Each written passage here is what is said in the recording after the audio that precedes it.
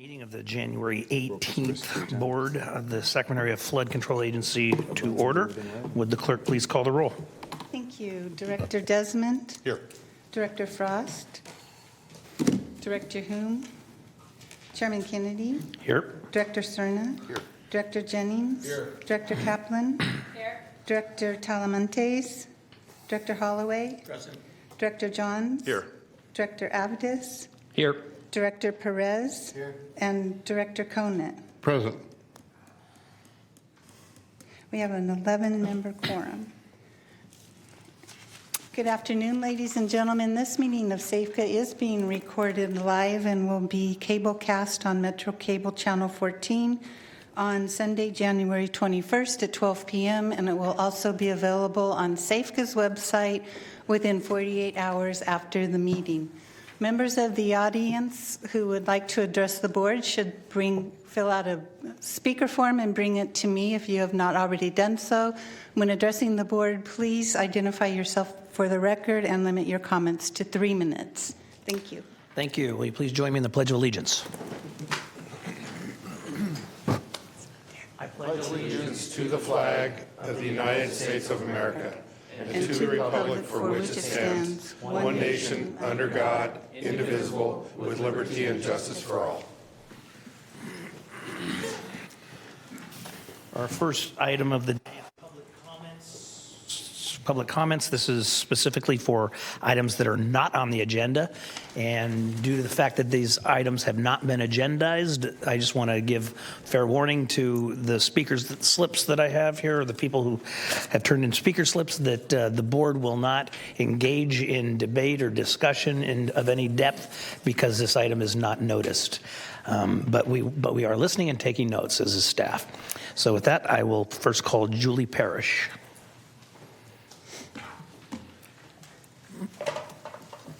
Good afternoon. My name is Julie Parrish. I'm a retired Contra Costa County Deputy Sheriff after 25 years of service, and my family and I are the majority owners of the Johnson Ranch located at 3800 Garden Highway. When I found out there was not going to be a meeting here last December, this last month, I emailed and sent letters to a lot of you, but I'm here today to put the Reader's Digest version, 3 minutes, on the public record. So 5 years ago, we learned Safeco was taking our property via eminent domain. We met with the liaison who told us Safeco would get an appraisal and make us an offer and that we would be able to get our own appraisal. When Safeco made their offer, we weren't sure if the price Safeco offered us was fair, so we did get our own appraisal. I figured we'd make a counteroffer, Safeco would counter back, and we'd go back and forth, and we'd eventually meet somewhere in the middle and be done with it. It didn't happen that way at all because Safeco just flat out refused our first counter and never countered back. And here we are after 5 years with over $250,000 in attorney fees and mounting, because every time we try to come to a resolution, Safeco attorneys file some other type of legal document that requires our attorney to respond. So here's a synopsis of what has occurred since then. The acquisition took place and we were paid the amount of the first appraisal, minus the estimated cost of soil cleanup. Cleanup costs ended up being grossly overestimated, so Safeco made us a new offer, offering to give us the difference in the cleanup cost. We declined this new offer because it wasn't a new offer, and we asked Safeco to deposit the difference in cleanup costs to our account, which they refused, and are still keeping that money from us to this day, using it as a negotiating tool. At some point, Safeco hired a litigation appraiser who was given a new set of instructions that were vastly different from Safeco's first appraisal. Why? Nobody has explained that to us. As a result, the litigation appraiser valued the property at about half of what Safeco originally paid us, which was based on their first appraisal. Over the years and after various developments, we counteroffered $1.8 million to Safeco's $1.673 million. This was lower than we thought we would ever accept, but we just wanted to be done. Of course, Safeco not only refused it, but pulled 1.673 off the table. Then, after we recently won the date of inclusion motion, we requested mediation. And Safeco refused that too, and instead wrote a letter to the judge stating they intend to file a writ with the Court of Appeals over the judge's decision. As a result, the judge is having the attorneys brief the matter all over again. This is the 4th time Safeco has filed something regarding this same issue. And that is where we stand today. We are a small ownership group of regular people. We are not a government agency with deep pockets. This case has continued to put an enormous amount of stress, both physical and emotional, upon us. It feels like a war of attrition. If we just keep saying no, they'll finally wear down and fold. Early on, the liaison told us that Safeco has to answer to the taxpayers about how much... Can you wrap up, Ms. Parrish? Okay. Thank you. In closing, we did not ask for this, and we never intended to go to jury trial. However, we are too far invested to back down now, and we are still very open to mediation to finally bring this matter to a close. Thank you for your consideration and hearing me. Thank you for your time. Kevin Johnson? Yes. Good afternoon, Mr. Chair and members. My name is Kevin Johnson. I was never a basketball player or mayor of Sacramento. I got a lot of attention with that. I did, however, work for the state senate for 30 years. I worked for the state senate for 30 years, 20 of those years as a peace officer with the sergeant-at-arms office. Along with my sister, who just spoke, I too am a majority owner of 3800 Garden Highway. I grew up hunting pheasants and doves in so many areas in the Thomas Basin at age of 12. I got to where I could no longer hunt near our property or on our property due to the vast development and ever-changing city limits. I believe you can still hunt in Knights Landing and Woodland. That's where Safeco's appraiser is pulling our comps from with this latest appraisal, and I think that's unfair. I don't think anybody in here who owns a home would want to pull a comp from somewhere where they're not going to get as much money, a fair price. So I would like to emphasize how much stress this has continued to cause our family. My uncle Ed Nystrom started his career path as a youth counselor with the California Youth Authority and retired after 30 years of public service in the same field. He wanted to be here today, but he is too frail to make the trip. We have come to understand one of Safeco's reasons for fighting so hard on this date of inclusion issue is because our case will affect approximately 16 other cases coming behind us. Safeco's attorney admitted this. So why are we being forced to carry the burden of 16 other cases? This is not fair to us. Safeco may have other cases, but we do not. There is a budget deficit this year. I have worked many budget hearings where constituents were facing painful cuts. Not sure your constituents would approve of money being spent filing all these motions against a group of small landowners. As my sister pointed out, we're just regular people whose families served public for many years. I know the public would want us to be treated fairly. Going to mediation seems fair. Thank you for your time.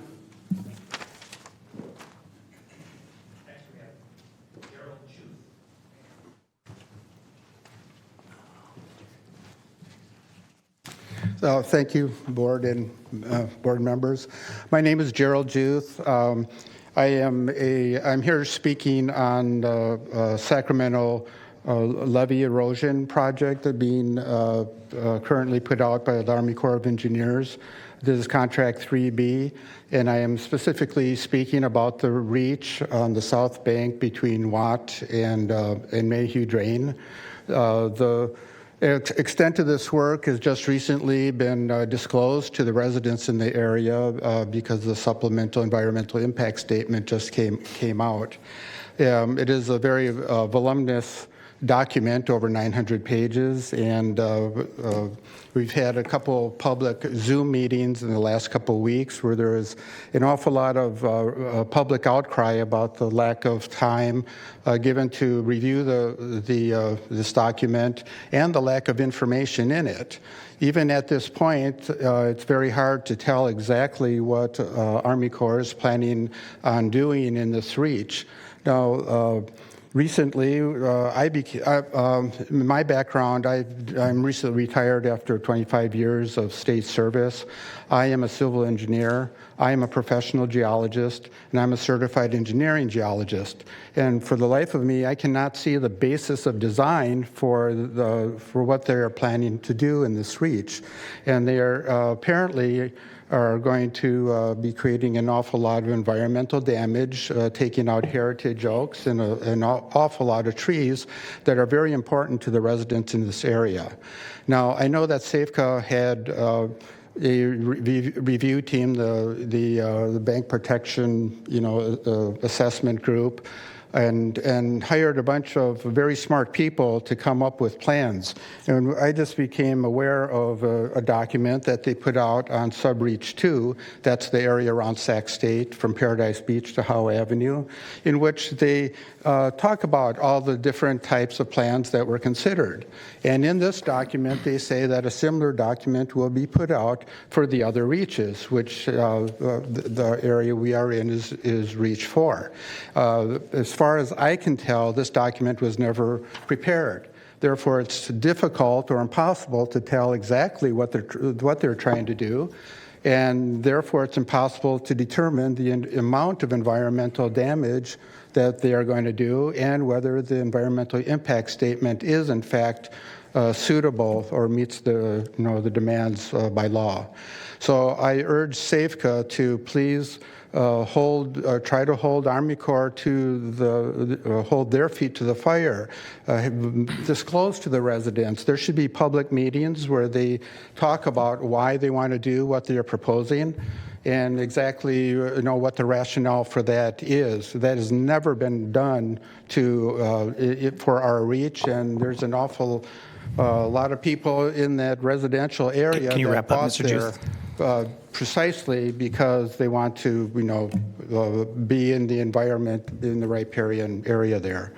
None of us are against flood control, but we want disclosure, and we would hope that SAFCA will urge Army Corps to do that. Thank you. Director Desmond. Thank you, Mr. Chair. And I just want to let the speaker know that we can't engage in an exchange, but I have taken notes of your comments. There has been a lot of public outreach over several years regarding this project, and I will be hosting additional public forums about it as well. So I just want to assure you of that. I'm very aware of the situation and the concerns. So thank you for being here. Thank you. That is the last card that I have for items not on the agenda. Is there any other member of the public that would like to speak on an item? Chairman Kennedy. Oh, I'm sorry. You did turn in one more, and I had it back there because it's Mary Beth, and I could not read the last name. I apologize. Hi. I'm Mary Beth Schwer. I'm a 35-year resident in the area that Mr. Juth just spoke about. We are a large and growing number of grassroots folks that are having pretty big concerns about the residents have just found out about this project. I know there was some technical work that went on, but the residents just found out at the time when the environmental report was produced in a very short time to review thousands of pages. So we are approaching people for an extension on that to look at that. We're also really hoping to do the same thing that Mr. Juth mentioned, have meetings with some of the people who are making the decisions on the design, because it's very hard to evaluate what the impacts are when the design details are not all available to us in the report.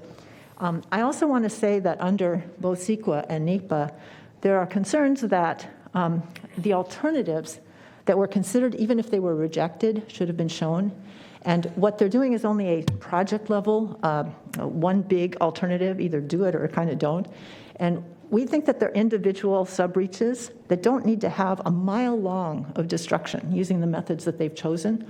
There would be a better way to do this with small equipment that doesn't take out 300-year-old, there's a 300-year-old tree beloved by the neighborhood that's definitely in trouble. But more than that, this is an area that brings people from all over. And these public meetings that the Army Corps has had so far have brought hundreds of people in. All of them, 201, are saying, gosh, I really find this is an important area to me. I come from farther away, and this is a pristine part of the parkway. It's actually designated a protected zone in the American River Parkway Plan. And we'd really like to see the SAFCA folks, engineers, local engineers. This project has been designed by an engineer from St. Louis, Missouri, maybe not really thinking about how really important this area is to the folks who meet here in the Parkway. The Parkway gets 5 million visitors a year. It's more than Yosemite. It's a really important crown jewel of Sacramento. And we'd really like to see the methods reevaluate it and look at another way to do this. We can get the erosion protection that they think they need without using a mile of destruction, a complete mile of bulldozing trees, much like what you see around the Sac State area, that kind of complete devastation. Probably there might be another way. This is a straighter stretch of river. It's very different. So we hope that, we'll join with you, hope that the SAFCA engineers could get behind this and take a closer look at alternative methods that could deliver some of the same benefits. I think our position is protection without destruction. We don't want to destroy the parkway. So it's a really valuable place. Thank you. Thank you, Mary Beth. Appreciate it. And with that, is there anyone else in the audience that would like to address the board at this time on an item that's not on the agenda? Okay, seeing none, and with Director Desmond's comments in the record, we appreciate that. Thank you. Next item, please. The next item is the election of officers for the 2024 SAFCA Board of Directors. Okay, at this time, we'll take nominations for chair and vice chair. Ms. Kaplan. I'd like to make a motion to keep it the same, to keep chair as Patrick Kennedy and vice chair Mr. Holloway. Second.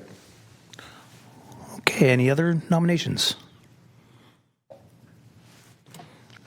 All right, hearing none, then we will call the roll. Chair Kennedy, if Yes. I can inject one. Or is there?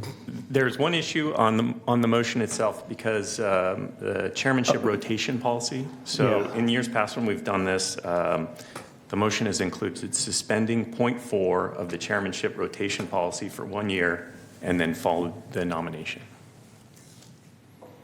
Didn't you hear me? I said that. That's what I heard. I said it, right? I You heard that definitely in the heard motion. Maybe my mic was off. The motion as amended. And the seconder agrees. Okay. With that, we have no one online, so we'll just do a voice. All those in favor? Aye. Opposed? Abstain? Thank you very much, board. Appreciate the support. Thank you. And our next item is closed session, and you'll be in hearing room 2. Thank you. Mr. Chair, Yes, sir. quickly, just for point of reference, and for purposes of belt and suspenders, I will be recusing myself from the matters involving Twin Rivers Unified, the Priorello family, and obviously myself and my family's interest. Okay. Great. Thank you, sir.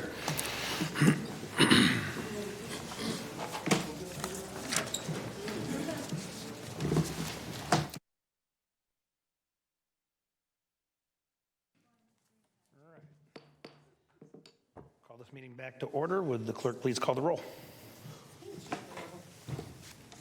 Director Desmond? Here. Director Frost? Here. Director Hume? Chairman Kennedy? Here. Director Cerna? Director Jennings? Director Kaplan? Director Talamentes? Director Holloway? Director John? Here. Director Avdes? Director Perez? And Director Conant. Present. We have a 12-member quorum. Thank you. And counselors, is there anything to report out from closed session? No actions to report out, but I would like to note for the record that Director Avdis recused and removed himself for the discussions related to Twin Rivers, the Prioriellos, and the APNs 214-0010-011, 226-0010-002, and 003. Thank you very much. So noted. That takes us to our consent matters, items 2 through 13. Is there any member of the board that has any questions of staff or would like to pull anything from consent for discussion? Consent calendar. Okay, we have a motion. Second. And a second. Is there any member of the public that would like to comment on an item that's on the consent calendar at this time? Hearing none. So items 2 to 13, all those in favor? Aye. Opposed? Abstain?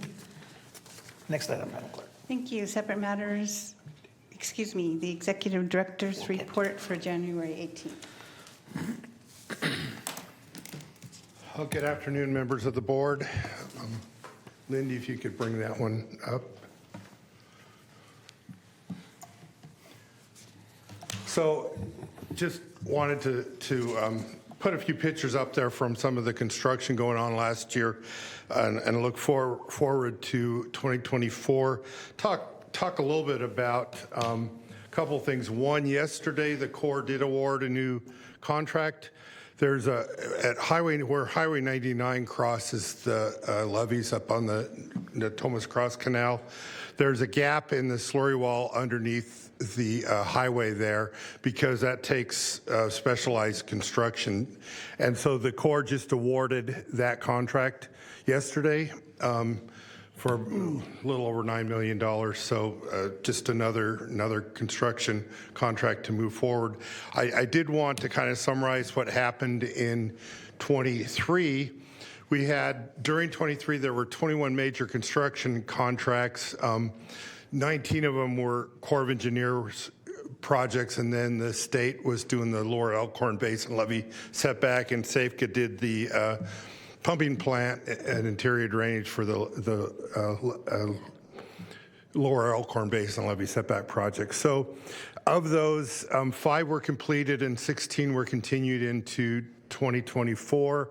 9 of them were with our American River Common Features 2016 project. There were 5 up at Natomas, and then there were 3 at Folsom with the Joint Federal Project. That's cleanup stuff to close out, but it's also, we've talked about this before, the existing rods that operate the new gates had cracking on the coating, and so they're being replaced, and so the Corps did award that contract, and it got started. It'll be a several-year contract.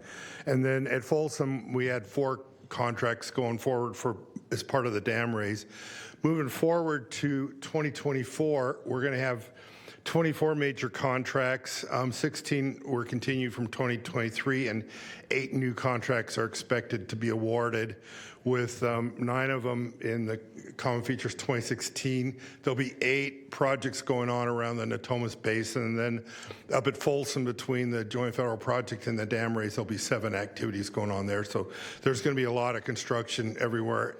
We'll have to, if any of you are interested in seeing that as it gets started this summer, certainly we can get you out to see some of that. Corps, I did want to kind of visually show this map. This shows kind of at the end of December where we were, the green lines being the areas that are essentially complete.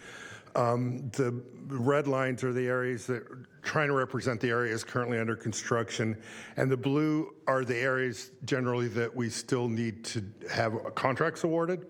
And then what we're expecting at the end of 24, we'll have finished up some of the contracts, construction contracts, and by then we hope to have all the major contracts awarded and under construction. There'll be a few windows and a few small contracts that come after that, but by the end of this year, we should have everything moving pretty good. So the Corps did provide a few pictures. They are still working up on the dikes at Folsom as the weather permits. So they are doing the reconstruction or the raise of Dike 1.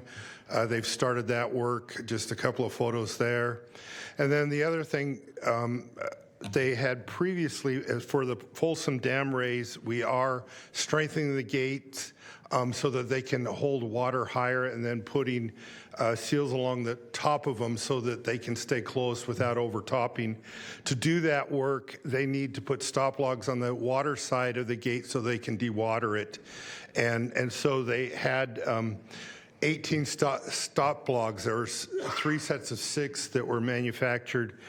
They're back in Alabama. They're about 50 feet long and 10 feet high, and they weigh about 85,000 pounds. So we did get the first 3 of those delivered. They really had to take a route around. Some of the states, they exceeded their low limits on their highways, and so they had to go around Oklahoma, for example, and then there's only some highways they could take. So it was quite the process to get them here, but we did get the first 3 delivered, so just wanted to share that.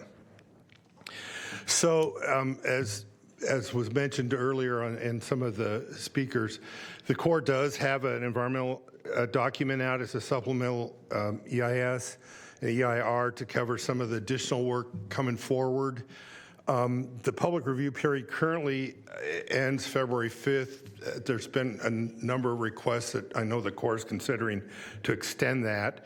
And we would encourage anyone that, if any of your constituents ask, make sure that they give their comments to either the Corps, who is the lead agency preparing it, or to the Central Valley Flood Protection Board, who is the lead CEQA agency, to make sure that they get incorporated into the document. If we get them, we can share them, but I can't guarantee that they'll be part of the official record.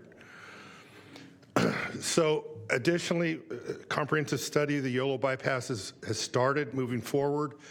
The law required that the Corps provide an interim status report, which was completed in December of this year and provided to the House Transportation Infrastructure Committee and to the Environment and Public Works Committee on the Senate side, just kind of saying where they're at and laying out where they're going to be going over the next 3 years. I did include a copy of that with your written ED report. So, and then finally, the fiscal year started October 1st, as you're aware, the federal fiscal year. They passed a couple of continuing resolutions. The current one runs out tomorrow at midnight. There was movement today. Both the House and Senate did pass another continuing resolution, which would extend the Corps funding through March 1st. So it's headed to the president's desk now, where he's expected to sign it. So it gives us about a month and a half more before they have to do something again. So that's really all I had. See if there's any questions. Any questions, Mr. Johnson? Seeing none, we have any public comment on this, Madam Clerk? I have not received any. Okay. Thank you, sir. Next item, please. Next item is separate matters. Item 15 is a public hearing resolution of necessity number 2024015, continued from the November 16th, 2023 Board of Directors meeting regarding portions of Sutter County APN 35170-079, property at 7281 Natomas Road, property owner Glenn Shadaris, authorizing an eminent domain action to condemn certain real property interests for the Reach F component of Phase 4B of the Natomas Levee Improvement Project. Fee interest, a permanent electrical and communications facility easement, and a temporary construction easement acquisition. Thank you, Mr. DeGroat. Good afternoon, directors. Matt DeGroat, Real Estate Program Manager. So the property mentioned is located on the land side of the Natomas East Main Drainage Canal, West Levee, in the Natomas Basin area of Sutter County, California. Acquisition of the property is required for the NIMDEC West Levee Reach F component of Phase 4B of the project. So here we have a map showing the Natomas Levee improvement reaches, and we are in Reach F. Here we have a cross-section sketch showing the USACE levee improvements that are going to take place at this location, which include widening the top of the levee and flattening the landside levee slope, construction of a seepage stability berm, construction of an operation and maintenance road at the landside toe of the levee, and relocation of conflicting utility infrastructure, and the establishment of a flood control works protection zone. This attachment shows a cross-section sketch of the levee improvements that SAFCA and the state are going to construct to meet the state's 200-year plus 3 feet of freeboard requirements.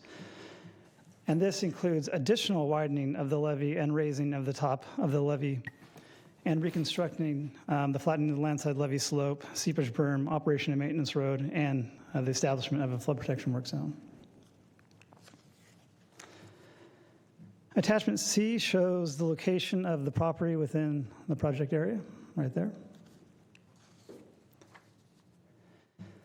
This attachment shows the fee acquisition line and the easement, the proposed easement acquisition. The fee is the brown rectangle, and right adjacent to that is the yellow proposed easement.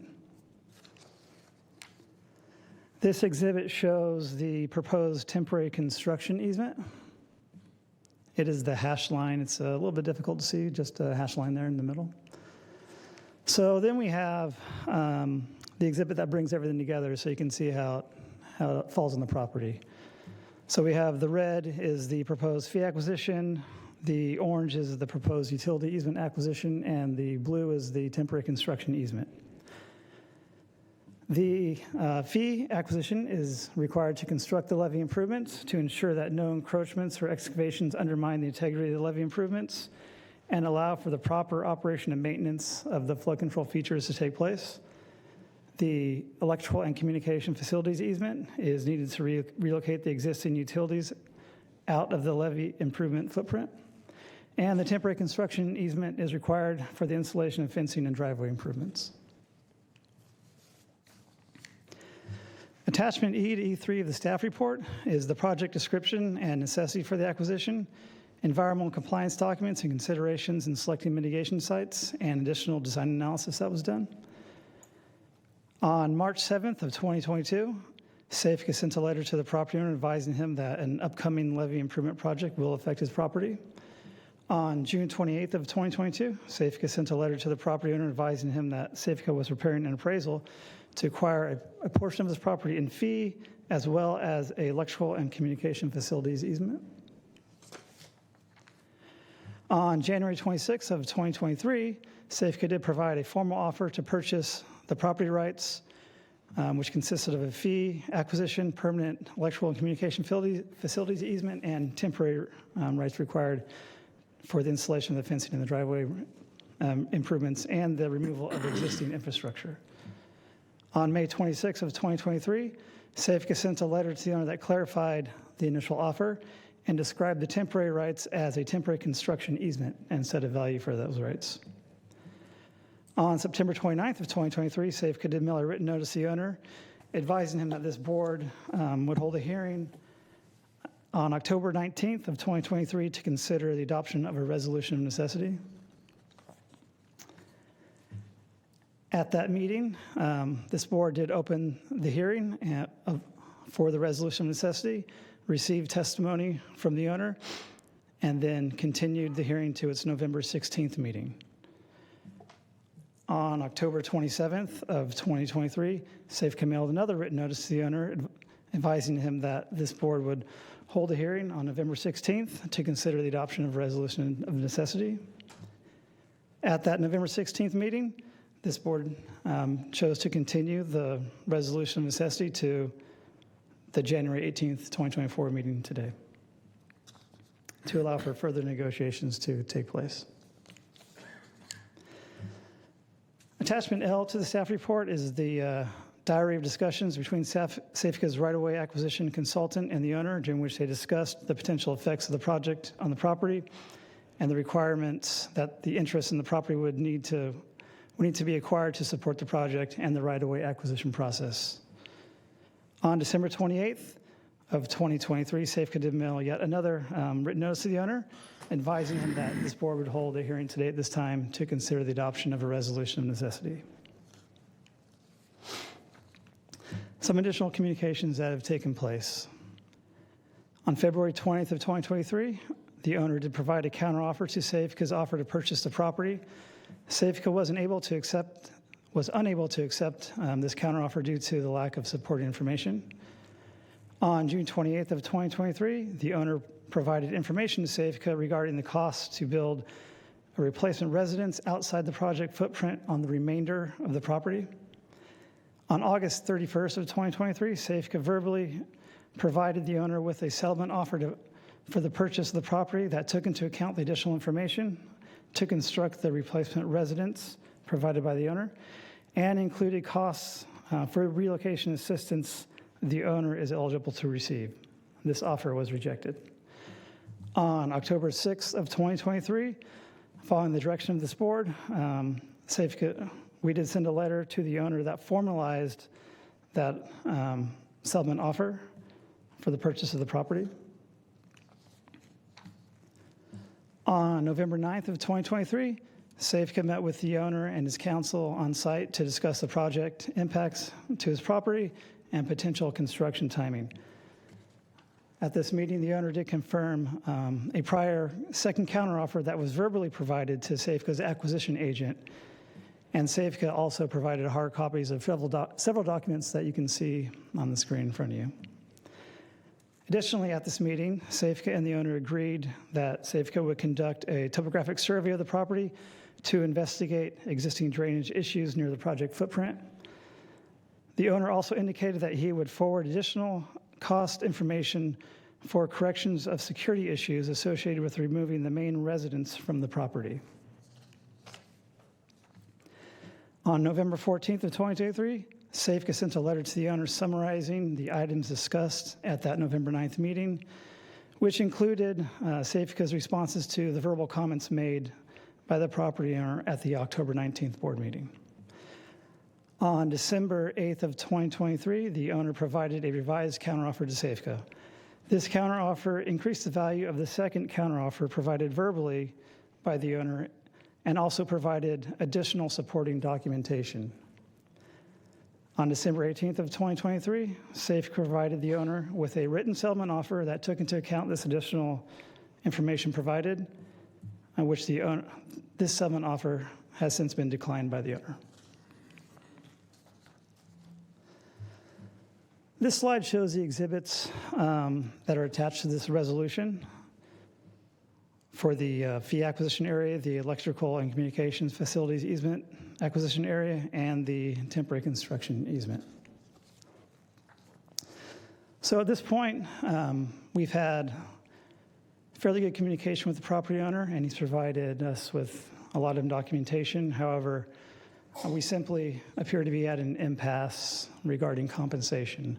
So for that reason, we're here requesting your consideration of this item so we can continue to move forward and meet our obligation with the Army Corps to certify this for construction, knowing that we will also continue negotiating with the property owner as that moves forward. Thank you.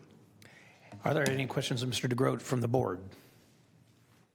Seeing none, I will open up the public hearing, and I do have one card from Mr. Chideris.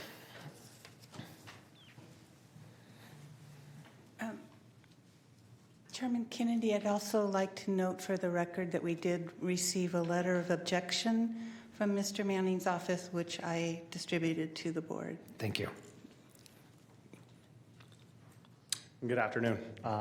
And the thing that was left off is I did actually send a counteroffer and haven't received anything since. You guys said it would be voted on at this meeting, and that's kind of where we were left. So, yeah. But again, we went over the offer with you guys. First off, I've had to do so much groundwork on this to figure things out. And I've had to do tons of work to get all of these appraisals, in which I shouldn't have had to do any of it. You guys knew I was going to have to build a house on the property. You knew I was going to have to clean the property up. You knew what it was going to take to put that property back together, and you played stupid the whole time. Last time I was here, Phil Cerna, when we were walking out the door, said that you guys cared about people's houses, and you cared about what you did, and you cared about how you would replace things and fix things. None of your offers have showed that. You guys guaranteed I could have 4 security cameras for a multi-million-dollar business, of which I asked for 2 cameras that are going to cost me $1,200 a month because they're directly connected, so that if anybody shows up, the cops will call. Because out in the country, if you live in the country and you have cameras, you'll know that if the wind blows anything or the animals come, it's going to be a problem. Then I also have to go rent another place while I'm waiting for mine to build, and I was really trying not to build at the same time you guys are moving earth. Because when you're moving earth, it's kind of a terrible time to put a foundation down on a house, unless I want to build in the winter offside of what you guys are doing. So I keep trying to work with you guys. As you can see, I'm here at every single meeting. Anytime you guys send an email, I respond to it. I'm trying to get this done. I'm tired of having panic attacks. I'm tired of ending up in the hospital. Ultimately, all I'm trying to do is take care of my family. But ultimately, from I've seen other people talk and the actions that this board does with other people, obviously this is going to be a very long road. But I need to make sure that my family is made whole, and I'm not out of pocket $500,000 to protect my business and build a house back. Thank you. Thank you. That's the only card I have. Is there any other member of the public that would like to address the board on this item at this time? Hearing and seeing none, I will close the public hearing. I will entertain a motion or discussion.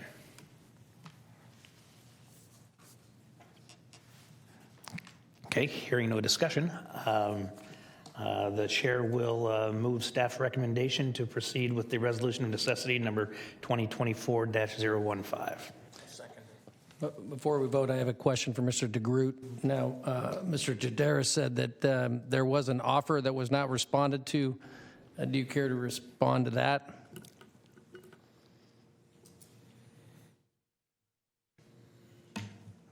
Thank you for the question. So the offer I believe Mr. Sharris was referring to was the verbal counteroffer that was made. There was a verbal counteroffer made, and then Mr. Sharris made another counteroffer with supporting information, and then agreed he would take the previously provided verbal offer settlement. And that was discussed earlier, and it was decided to move forward with this presentation. Just clarify, those were the numbers we talked about in closed session. Got it. And to be clear, this is just a resolution of necessity to take possession of the property, does not preclude further negotiations on value. Absolutely. And this is the amount of area that's being, that's part of the resolution of necessity is being dictated by the Corps of Engineers, correct? And if we delay this any further in terms of the resolution of necessity, it will delay the project schedule or negatively impact the project schedule?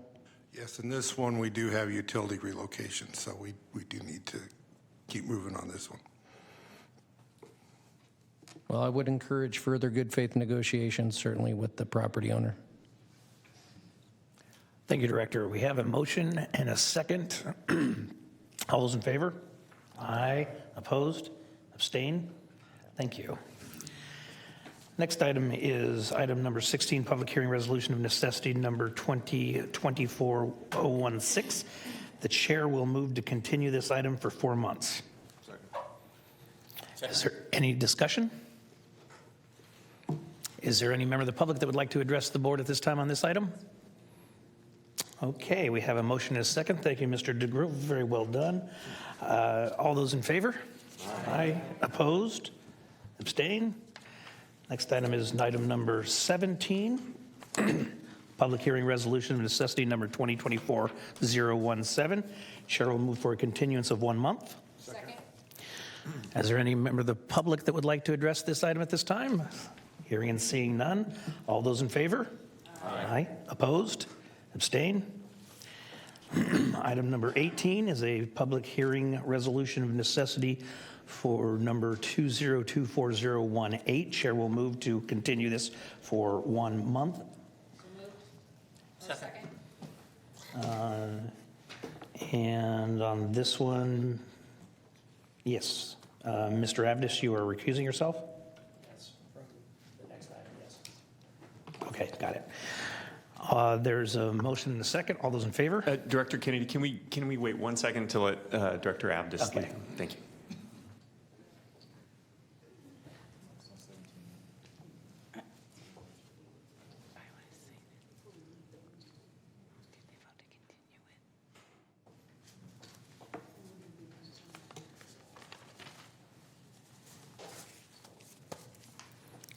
Thank you very much, Council. Motion and a second. All those in favor? Aye. Opposed? Abstain? And I believe that gets us to item 18. I lost track. Are we on 18 or we just do 18? I believe that was 18. That's what I thought. Okay. Mr. Abdus confused me. I believe everything else is a receive and file. Our next meeting is scheduled for February the 15th in these chambers. Number.